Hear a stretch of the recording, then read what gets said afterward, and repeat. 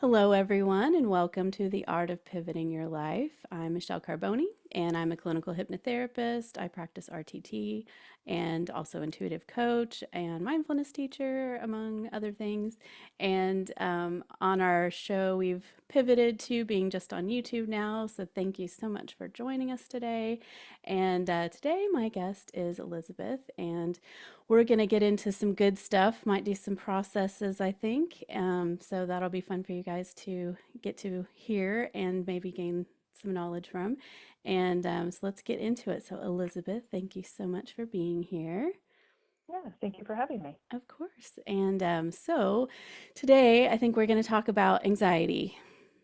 hmm So, tell me a little bit about when you experience anxiety, what happens, what you've noticed is happening in your body. Kind of give me a little history.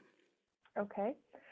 So, in general, my life is functioning pretty well, and I don't um, feel anxious every day, but occasionally I get these flare ups and these bouts of anxiety that are extremely intense. And often they are related or revolve around something to do with my health. I definitely think I probably had health anxiety when I was younger, and to some degree, I get anxious about it still, but I don't. I think some of those hypochondriac tendencies have mellowed with my age, but I do have high blood pressure. So if I get triggered by something, and I can tell that my um, blood pressure is a little bit elevated, then I get super anxious and it becomes a vicious circle and it just sort of spirals. Mm-hmm. Or if there's something that happens with a loved one or a family member or a friend in the health, that's pretty serious with health. I've had a few very serious things with, like my sister had a brain aneurysm, and my best friend's son, who's 18, had a cardiac arrest. And, they were both fine afterwards, but it was very traumatic. But I could not get my anxiety back under control despite all the tools that I have as far as exercise and eating well and meditation and breathing. Mm-hmm. It just did not work, and it doesn't. So I get these triggers that seem disproportionate to the To the response. situation. hmm When you were a kid, do you remember, like, did you get sick a lot, or was your one of your parents No, always worried you were going to get sick? Or no, no. interesting. I wonder where that came from. When did you notice Yeah. this started coming up? Mm, Probably not until my 20s or 30s. I did have some OCD tendencies in my teens, Mm, but that went through my 20s. I got some therapy and I was able to manage that. But then later, maybe it started after I had my eldest son, who's now 20. mm-hmm. He had very serious allergies, and when he was one, he had an anaphylaxis reaction, and I didn't know anything about anaphylaxis and allergies at the time. But after that, I think I probably had anxiety started because of my kids. Okay. And that, totally makes sense, right? You're Yeah. you're a mom, you're going to worry about them. Um, Yeah. so, and Marissa says that since you follow Marissa Peer, hmm she talks about OCD as kind of this, what a lot of times, not always, but what the, base reason why people have OCD is because they are trying to control what's outside of them because they That can't makes sense. control what's inside.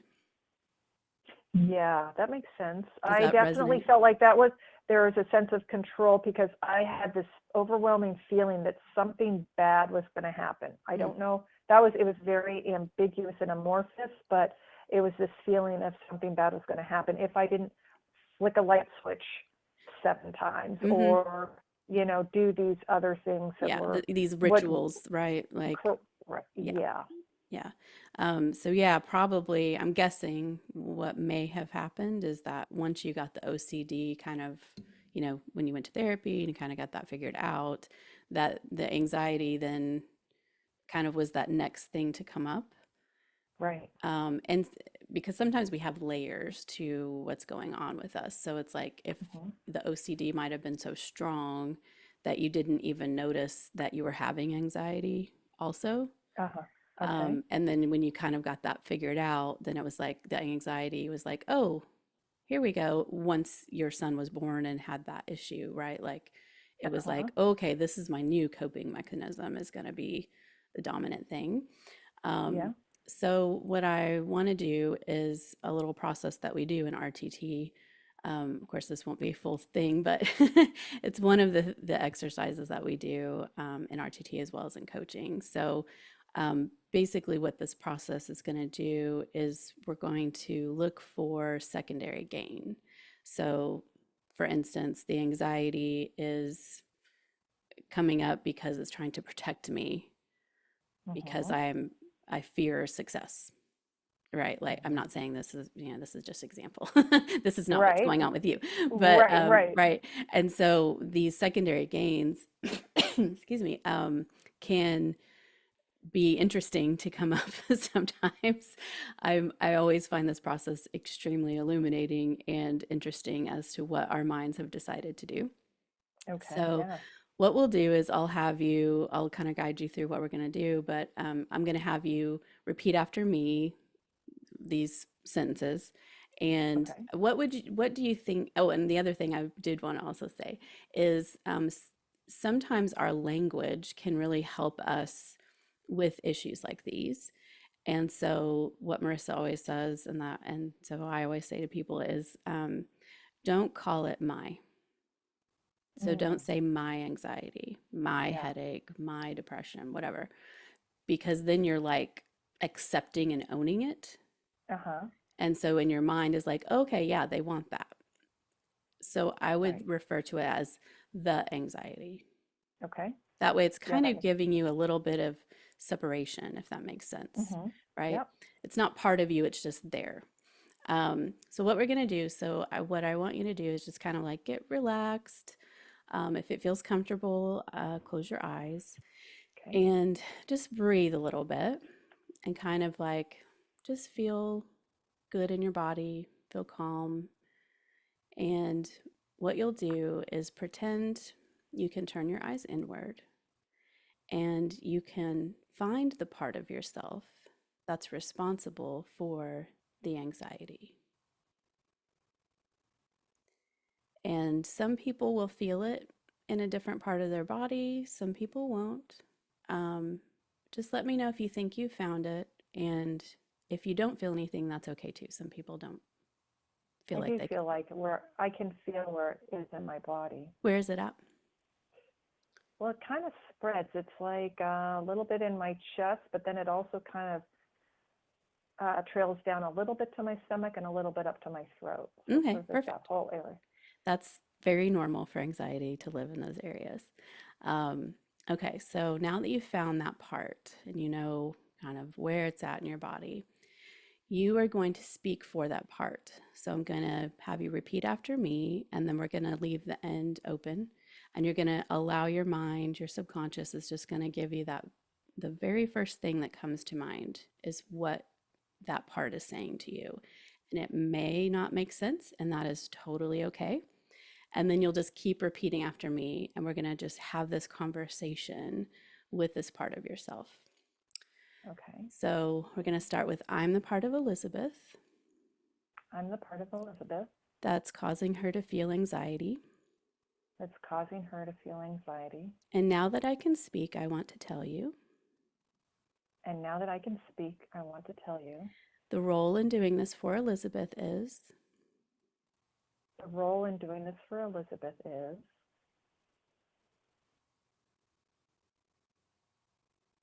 to keep her safe. and I need to keep her safe because, And I need to keep her safe because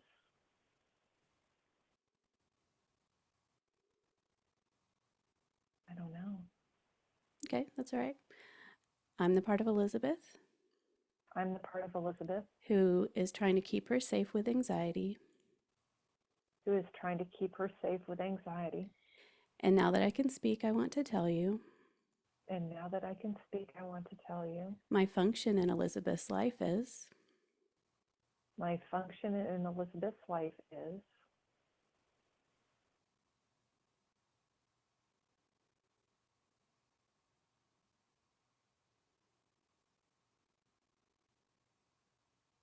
I don't know that either. okay, that's all right. If you Nothing did know, comes, what would you know? just know it's there.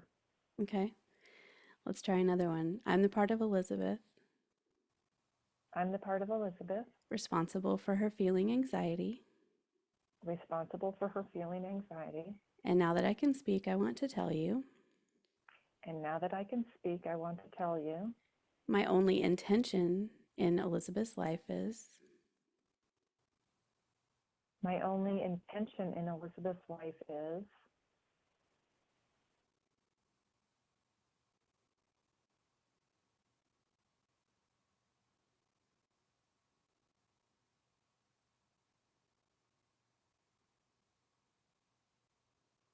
I don't know.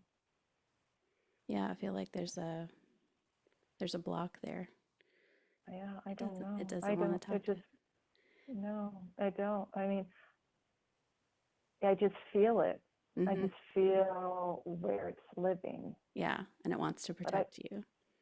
but it doesn't feel like it has a, it doesn't feel like it doesn't feel like it has an ulterior motive. It just feels like it's there. It's trying to keep you safe. That's part of it, right? Let's ask it, does it think it's doing a good job keeping you safe?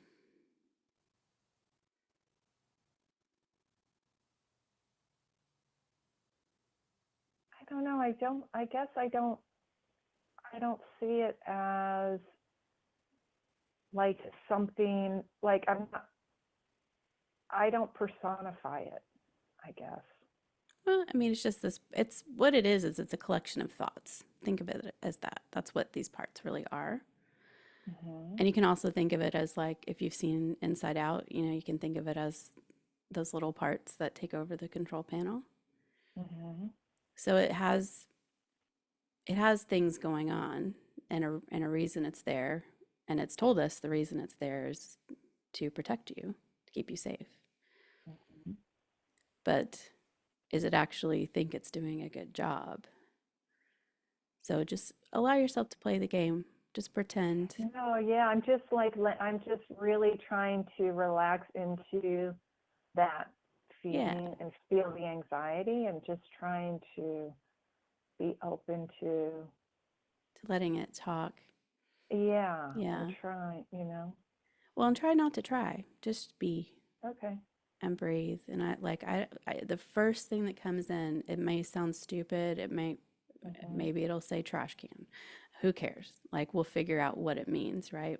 Okay. So, like any thought, the first thing that comes in, and sometimes, our conscious mind is used to disregarding the subconscious. So it's like it'll push those thoughts away, like, oh no, that's not it, or the ego likes to do that. So we just have to like, okay, I'm just the very first thing that comes in is what I'm gonna say.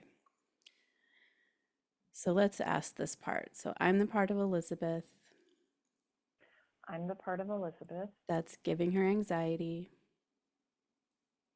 that's giving her anxiety. and the only reason I'm here is, And the only reason I'm here is to make her life miserable. and I need to make her life miserable because, And I need to make her life miserable because that's my job. did you say something's wrong? I said, that's my job. Okay. And why did you give yourself that job? That's just what anxiety does. Does anxiety think it's helping you? I don't think so. I don't think it thinks that way. It just is. Does it think it's punishing you? No, I don't think so.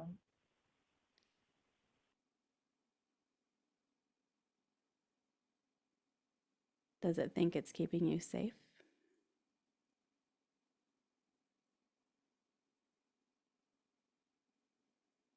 Yeah. Yeah. Why does it need to keep you safe? How does it do that? Worry there tends to be um, productive or meaningful. So would this part be willing to go?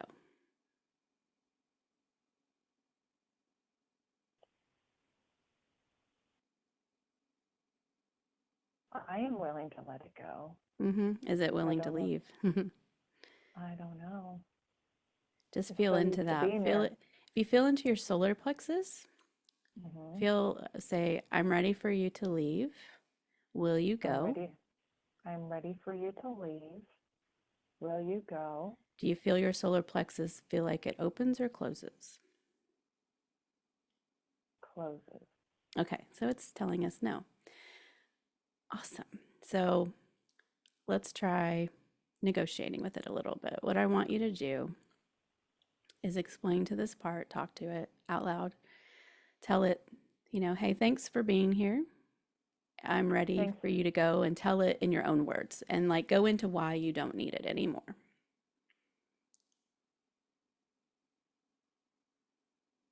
And you'll want to do I'm it out ready. loud. Yeah, I'm ready for you to go. Thank you for trying to keep me safe. You've been with me for years. You've done your job. I appreciate you trying your best, but I don't need this in my life anymore. So I'd prefer it if we just part ways. You go off and float away, and I am safe on my own. And now feel into that solar plexus again and say, I'm ready for you to go. Please leave. Will you leave? I'm ready for you to go. Please leave. Will you leave? And then what does the solar plexus feel, open or closed? Feels pretty neutral, probably not open. Okay. So what I want you to do is just, where it's located in your body. So I want you My to, anxiety, my anxiety. yeah. So if you know Uh, where that's located, right? It's mhm, in your whole torso basically, right? And mhm. even in your throat. So like I want you to imagine that this part, it can look however you want, is leaving your body. You can see it going, it's floating away, it's disappearing, whatever feels good to you. And then let me know when you think it's gone.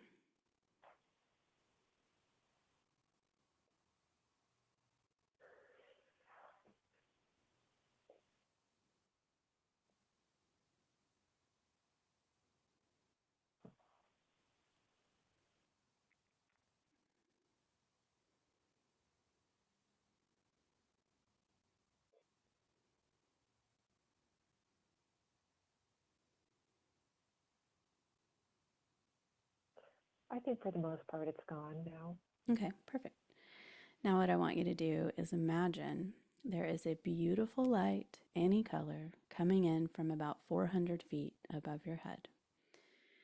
And it's coming in, it's a beautiful, warm light, and it's filled with confidence, it's filled with unconditional love, it's filled with bravery, and it's just coming in and it's filling every single spot where that anxiety used to live.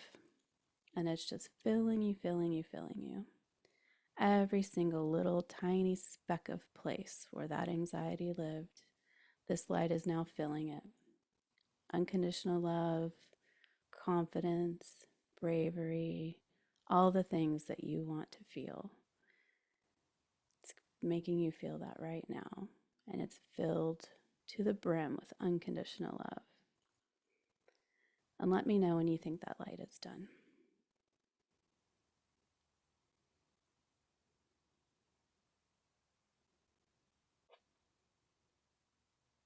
Yeah, I think it's filled. And how does it feel? Good. Yeah, Yeah. good. That's how that works. I mean, obviously, a full RTT session might uncover other things, but Yeah. sometimes this parts work can be really quite effective. Yeah. Um, do you ever find you have thoughts attached to when it comes up? What kind of thoughts? Yeah, that's what I'm asking. What kind Uh, of thoughts um, come up when you have felt anxiety in the past? What kind of thoughts have come up? Thoughts I'm gonna die Okay. because um, the I'm afraid that blood pressure is gonna give me a heart attack and I'm gonna die, And so or I'm gonna have a stroke or something. Something terrible's gonna do you take medication for your blood pressure? happen. Yeah, Okay. So it's and you check it and it's it's on. Yes, it's under control. yeah. So I think if I were able to, like, I think the problem is that if it were just anxiety, it's very uncomfortable and I don't like it. But they say anxiety can't kill you. You just, and I would, if I didn't have, if my blood pressure didn't go up, I would believe that. And I yeah. would think, I'm just going to ride this out and it sucks, but I'll get through it. But because your But blood pressure I, goes up, I do think, yes, it could kill me. I think that. So I don't believe that it's not going to kill me. do you check your blood pressure and it says that it's up, or is it more like, Yes, okay, yes. I just And I wanted to get it. check. Yes. So when I'm anxious, I check it all the time compulsively. Okay. Well, and that's what's also making it high, Exactly. right? It's horrible. It's a vicious circle that I am aware of that I cannot break. What kind of level does it get to? Well, its highest it was like 187 over like 96, but Okay. normally it's high. I think it's high when it's like in the 140s or maybe 157 over 90. Okay. So you're not like On over 200 on your top number. No, and that's only been a couple of times that it was that high. But it's anything like in the 50s uh, is high. Even now in the 30s, like I like it to be 117 over 72. Then I'm like, if it's under 120, which I know it can be a little higher, but that just it's Yeah, the like because trigger. I If have high blood pressure too, so that's why I'm uh asking. huh, Because yeah, mine, I'm always like, hey, if it's under 130 and uh my huh, bottom number's 80, 85 or lower, then like I'm good. yeah, Um, yeah, and I think it's interesting though how our thoughts will affect our blood pressure. yeah, for sure. And That's the problem. yeah, and I think, there may be some work you could do that would be probably in a more spiritual place, but um I was blessed that I had a dream that I died. And so Mm, and I gave in and accepted what was going to happen because I mean, it was like we were flying off a cliff in a car. But, uh huh. I noticed after that, after I gave into that and was like, okay, this ride's over. Alrighty then, um, that after I had that really intense dream, like my view of death for myself changed immensely. Interesting. So it may be doing some work around accepting that our bodies are temporary, but our souls are forever. Yeah, You well, know, I have an recurring dream hmm that I definitely need to, for sure. I'm trying to work on, processing because I dream that and I was thinking maybe it's tied to sleep apnea, but I don't think I have sleep apnea. hmm Um, but I wake up and I think I already know I'm going to die. Like if I take a breath, I'm going to die. Mm. And I it's wonder if that very, happened from like a past life or something. I choked when I was in 12, and I Oh, don't know if it's that. sure, could Uh, be. yeah, but it's I have a record of it, and I have it at least once a month, sometimes twice a month, Interesting. for years. So that's definitely Yeah, and the death thing. Even though I'm spiritual, I'm not. It doesn't give me comfort to think my soul's going to be ongoing. In around. fact, that's sometimes a little scary. It's Okay. eternal. But I am mostly, I love this life. I'm so grateful to be alive, and I'm so grateful for my life. And I love Yeah. life so intensely that I don't want to leave this incarnation. Okay. I don't want to leave my kids. And, um, I want this, it's not a matter of, it's this life I want to continue on, Okay. you know, So at least till I'm maybe in my 80s some or something. suggestions I have because, Yeah. when we, and you probably know, I don't know if you've studied much in like law of attraction or, Yeah. that stuff, Yeah, I right? have. But, it's like what we get what we focus on. hmm So when you're focused on, oh my God, I'm so afraid I don't want to lose this life. No, I'm just focused on, I love life. I want Okay. to keep it positive. Like, I'm Yeah. not focusing on the negative. I'm Okay, good. focusing on, like, I'm so grateful that this, And and I'm maybe just blessed. when you're anxious, you're afraid you're going to die. Yeah. Right. So when you're anxious, if it comes back, hopefully it doesn't. If it comes back, part of working with those parts is because really they are just this collection of thoughts. hmm So I would notice what thoughts are coming up, and then I would work to shift those into something else that feels a little bit better. So, like if the thought was, I'm afraid I'm going to die, or oh my gosh, I'm going to die, changing that to, I'm going to enjoy every minute I'm here. hmm Does that kind of make sense? Like, and that may be Yeah. too big of a jump, and maybe we have to think of something else. Yeah. But finding the new, better feeling thought, that's sort of an Abraham Hicks thing, right? Like, what's the better feeling thought that I can think right now? hmm Like, okay, the reality is I take medication for my blood pressure, Yeah. and the reality is it's not so high that I'm going to have a medical problem. Yeah. And right. And you said you did breathing exercises too, right?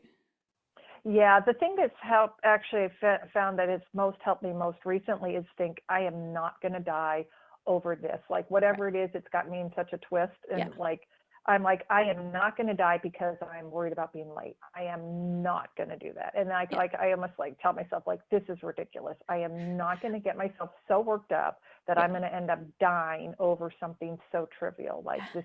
Have you Other done people are, yeah, have you that's done how I sort of, any of like where you're the observer? Eckhart Tolle style, you mean? Yeah, kind of like getting in outside of yourself and observing. Oh, yes. Okay, I'm really into that. perfect. So I would invite you to, this is something one of my teachers does with us, is like, because we're doing a lot of ego work, because it's basically our ego that's messing with us, that's doing all this stuff, right? So like getting to that observer state, if you can, Yes. or even just pretending, okay, I'm going to get to the observer state. Look at me. I'm freaking out about this stupid thing. How funny am I?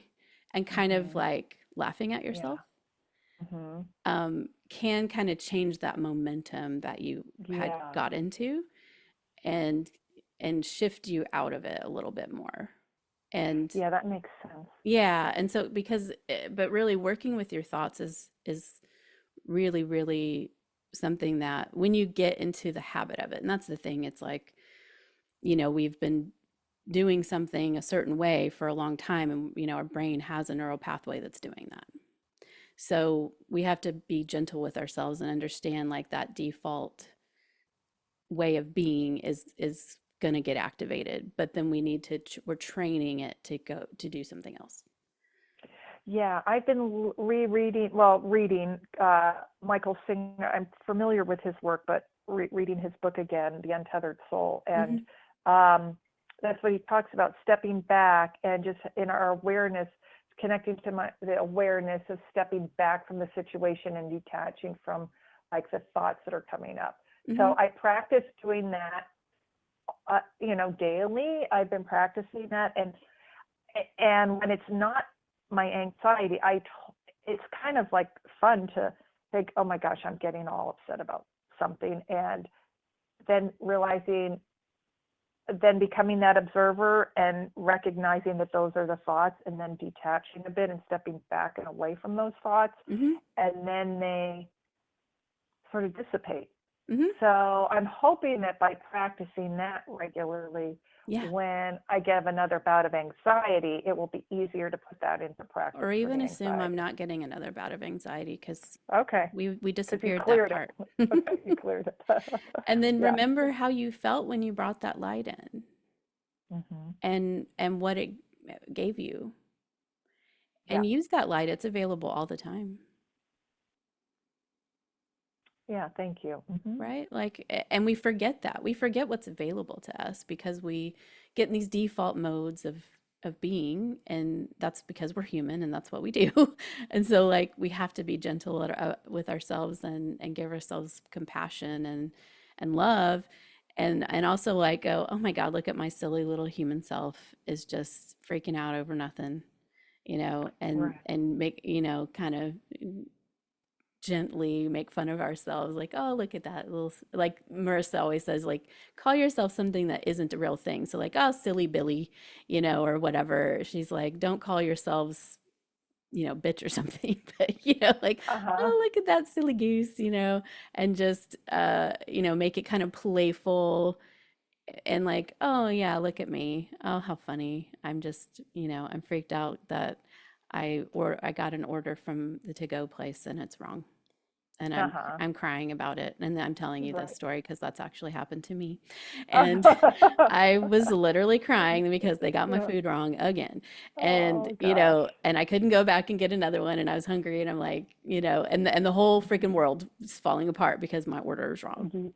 Yeah. And then I'm just like, oh my gosh, like That's exactly the kind of thing Michael Singer is talking about. I was listening to it this morning on my bike ride, and it was exactly something like that, how we get so upset about those things. And his whole thing is just like, it's part of the experience of being alive. And just so we're yes, experiencing, we always want to experience the good stuff and only the good stuff. yeah. And We have to it's, experience both. experience it all, Yeah. it's all part of Yeah. it. And I don't know if you've read any Abraham Hicks work, Hmm. Yeah. but they talk about contrast and clarity. And I was with my group of spiritual friends this weekend, and we were talking about that, and it was like, we aren't going to experience the expansiveness and potential that we could experience of happiness and joy unless we've experienced the other end of Right. sorrow and grief and all of those feelings. We need both ends. It's the yin and yang, and that's a challenging part of being human, is that we do Right. need to experience both and recognize that, okay, if I didn't know this depth of grief, I would never know the joy and happiness of love. Right. Right. And so, getting to that place of really understanding that and embodying it will really help you be grateful for those challenging emotions that come up. Yeah. And Well, it's all part of life. I mean, yeah, we can't just cherry pick, the things that we want. It's all part of it, and it's all been part of that throughout history. yeah, So, I just, we can't expect it to be any different now. exactly. And so it just gives a depth and a richness to life if we Right. can not hang Yeah. on to them and just let them pass, excuse me, experience it and let it pass and not hang on. Yeah. I think it's clinging and the hanging on to the negative stuff that it gets stuck. And that's where I probably have in the past done something where I've got this blocked energy that needs to be released Hmm. because I wasn't able to let it just pass through. Yeah. Well, and the other thing is like if we've had trauma and not even like, you know, it doesn't have to be sexual trauma or whatever, right? It could be I was kind of neglected, or, my dad, like for me, my dad was an alcoholic and a workaholic. He wasn't Hmm. really around, and even if he was physically present, he really wasn't present. So I have wounds from that and recognize that, these sort of abandonment type wounds. And, what we have to recognize is like that stuff lives in our nervous system. And Hmm. so we can end up having these basically emotional flashbacks that take Mhm. us back to something else, that we don't go to the memory, but we go to the nervous system state. Mm. Mhm. So it's really interesting to notice that come up in yourself and go, okay, my nervous system. So even if you do, if we'll assume you're not going to, but if an anxious moment comes up, and remember, call it the anxiety. So if the Mhm. anxiety pops its head in, you can just be like, all right, this is just my nervous system. There's nothing really wrong. My nervous system Mhm. just got triggered. I'm okay. And telling yourself, I'm safe, I'm secure, whatever else, I'm healthy, I take care of myself, I eat well, just reminding yourself, since you tend to get the anxiety around the health thing, right? Like, tell yourself what feels good to tell yourself in that moment, if that makes sense. How did you do? Is that what you do to process your abandonment and when you get triggered from your, Yeah, things come that, up I about your mean, dad? I definitely do that. I put my hand on my heart, or both hands. I do breathe, so I breathe out longer than I breathe in, because for Mhm. me, my heart rate will increase and maybe my blood pressure goes up. I don't know. I barely ever measure it, but Uh-huh. Mhm. when I go to the doctor to get my checkup, then they measure it for me. Um, but I know my medication works really well, and I haven't had any issues, so I'm just like, not worried about it. But yeah, like taking that moment to breathe. I mean, I was actually at a bar and had this crazy panic attack, and so I went in the bathroom and went into a stall and just worked to calm myself down and to remind myself, who I am, what I am, and that I am safe and that I am secure and that I don't need to feel like I'm going to be abandoned. And, like all the whatever feelings were coming up. One of my friends came in the bathroom, so I talked to her a little bit. But, it's like figuring out what works for you. So, like for some people, things like tapping work really well. Mhm. I haven't gotten into tapping, but I know a lot of my clients really like using tapping, and I'm like, awesome. Finding somatic things that work well, Right. because a Mhm. lot of times it really just is that energy trapped in our body. So practicing, like I love meditation, but for me, I really like doing like a practice like Qigong, which is a Mhm. moving meditation, or, Uh-huh. do a walking meditation, or, something a little bit more active Yep. can work better for me. And so but for some people, it's about listening to binaural beats, or, other frequencies, right? That are helpful for them. So it's like, I always just say, like, experiment with a bunch of different stuff and like see Mhm. what works for you. Yeah, that makes And sense. another great resource that I love telling people about, since we're going to have to wrap up, um, is Human Garage. So, human, like we are human, and garage, like a car sits in. They have a ton of free resources on their website. I'm actually going to go to a event they're having in Miami next week, because I'm just obsessed with them. But what they do is they have all these exercises that are fascia release exercises. So Oh, interesting. Okay. yeah, and it's a different kind, so it's a different type of somatic exercise that you can do. And the testimonials I've seen, I've been following them for about a year, and actually tried to work for them. I was like, please let me Wow. work with you because you guys are awesome. But because they are all about trying to facilitate everyone having this information, because we could all heal ourselves, Okay. right? And so totally highly encourage you to look through, um, like they've got an Instagram and all that stuff. But it's a Awesome. great resource to and they'll have little videos on Instagram of like, hey, if you're feeling anxious, do this. You know, Okay. if you're having problems with your hips, which is my big issue, do this.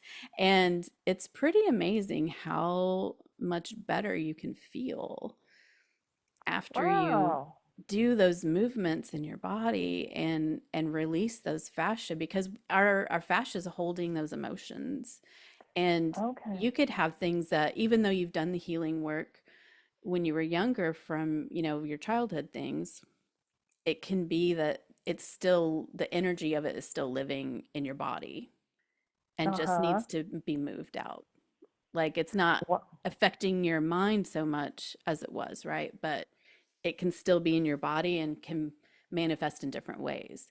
So it might be like it's not manifesting as something that you used to have going on, but now it's manifesting as anxiety. And then Right. we work that out and then it decides to manifest as something else. So Okay. doing somatic work, I think, is really important in the healing journey, not only, doing like therapy or counseling or whatever, or of course, I'm always partial to RTT, but Yep. also, doing that body work. So like I'm actually taking a somatic course right now in addition to going to the Human Garage thing because, I think working with our bodies, we are here on this plane to live in bodies. And they're part of our Yes, experience, right? So exactly. we Right. need to learn to work with them. And we've seen time after time that our mind is controlling every single cell in our body. Like, I don't know if you looked at Bruce Lipton's work, but he talks a lot about that and the science behind the mind and the cells Right. working together. And so, um, so something that I was going to suggest to you that Marissa always likes to talk about is cell command healing is what we're calling it now. It used to be called cell command therapy, but now I call it cell command healing. And basically, over and over in your mind, you say, I am commanding, compelling, Oh, coding right. in, right? I'm sure you've heard her The say it, dick, right? she said the dick energy. Yes. Direct, instruct, command, compel, and code. Yes. Yes. Was that when Yes. she was talking to Yeah, Vishen? yeah. Yeah, and so I love Vishen. He's so cool. So yeah, and what I would suggest, and this is something I've been doing with my clients because I also do some energy work. So I'll ask them in a session, like, is it okay if I do energy work? But is to command the neural pathway that you are being affected by. So, like, say, the neural pathway of anxiety is being deactivated, it's being weakened, it's, Hmm. right, it's out of service and then strengthening the opposite. So like whatever you see the opposite of anxiety as being. So I'm commanding, compelling, coding in my mind to strengthen and activate the neural pathway that makes me feel confident and brave Mm. and embrace life and right all the things that you want. Oh, that's cool. And Yeah, if I you could try just that one. I, yeah, just try it yeah. like as a meditation, as a mantra, if you use mala beads, whatever, and just do that often and just and think those thoughts like my neural pathway of bravery is so strong and just Hmm. like really focusing on building up that neural pathway that you want to build up. And I've found this Right. to be really effective with my clients too. So Oh, just thank you. Yeah, that's a yeah, good idea. yeah, just Yeah, because I've allowing been doing yourself. it. Yeah, I have had a knee injury that I'm working on healing that way, just to direct, and instruct, command, compel, and code my knee to heal. And Yeah, but I like that idea of doing it when I'm, well, hopefully I won't ever be anxious, but if it comes up, yeah. to reprogram it with calm and peaceful Exactly, right? Like feelings. yeah, yeah. And with your knee, something that Marissa did with one of the people that we got to watch a session with was she said, so like it was her right knee that had been injured and Hmm. in like an accident. And so she said her right knee is just like her left knee. Right. Right. Yes. And so like if assuming that one's healthy, Yeah. No. right. No. Exactly. Yeah, and so like using those kind of things or like every single cell, like I'm sure since you follow her, like Marissa was in a car accident in London, Right. Yes. and I mean she healed. So and I just saw her in June, and she had healed like the meniscus, like the soft tissue that generally doesn't heal. Like the doctors were like, Yeah. we don't know how this happened, and she's like, well, I do. I sat for 2 hours every day and meditated. Yeah. And Yeah. commanded my mind to heal my body. So, Yeah. She's sometimes incredible. those physical things do take a lot of dedication and time to really Yes. mindfully tell your mind what you want. I'm healed, I'm commanding you to heal my body and Yes. make every single cell healthy. But it works. if you can be Yeah. consistent with it. And so I think with our neural pathways, it's the same thing. I've had clients who couldn't get to memories because of physical damage in their mind, in their brain. Mhm. And with their permission, I'm like, let's try to heal that. And even in the session, had a flood of memories come back because we healed that in that moment, giving the mind That's, permission to heal itself in yeah, direction, that's right? cool. So it's Hmm. really, really fascinating. Our minds are amazing. So Yeah, I for would sure. definitely like encourage you to try that and see, and I would love to hear back from you too. Um, see how that goes and see how you're feeling. And, you know, it's it's amazing. So I know you're going to feel really, really good. Thank you. Well, thank you so much for your time and Yeah. for, your gifts and sharing them with me. I appreciate it. Yeah, you're welcome. And thank you everyone for being with us today and watching. And feel free to share our videos. I think they're always helpful to other people. And we'll see you next time.